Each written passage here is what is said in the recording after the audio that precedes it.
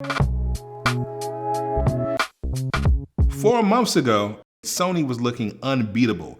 They just launched the PlayStation 5, and Microsoft was kind of on the ropes with a weak launch lineup. Fast forward to now, and we have a very different story.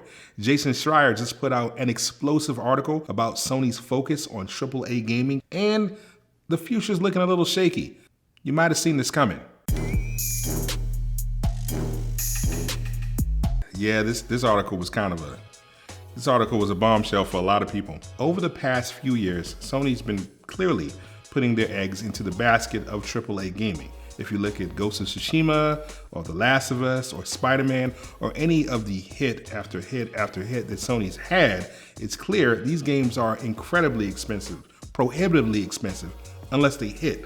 The only other studio that's done anything like this, that's achieved this level of success, is probably Take-Two. They make few games, but the games that they make are class games.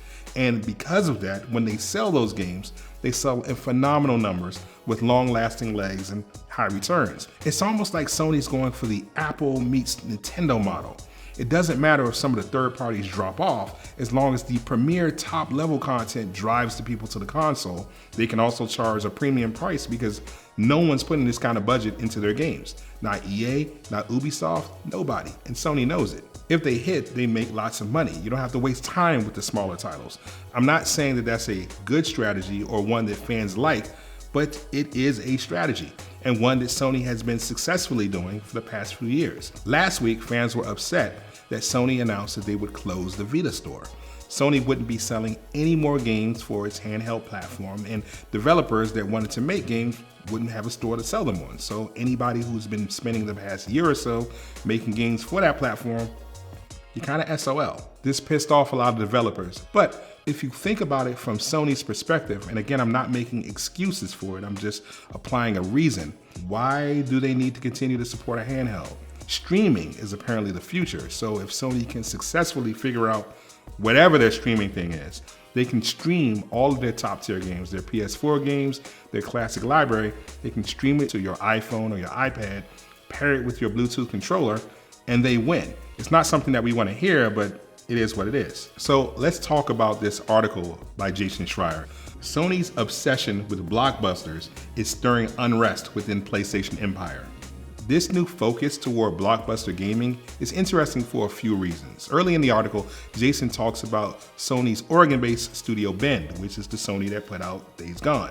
Now, if you remember, Days Gone didn't release to the best ratings. It was middling, it seemed at best. It had lots of potential, to which they cleaned up a lot. They put out patch upon patch, and eventually it passed through Sony's polishing processes enough where the game is now in a state where it's considered one of Sony's best titles, or at least one of their better titles. Not the best, but one of their better titles. It's certainly in the conversation among Sony's great titles. Apparently the game did make a profit, and it's pretty favorably received. But on Sony's ledger, if it wasn't a home run hit out of the park at launch, a sequel, which is what Studio Ben was proposing, isn't likely. Not only did the idea for a sequel get shot down, Studio Ben was reallocated, at least part of the dev team, was reallocated to work on a remake of The Last of Us. Why?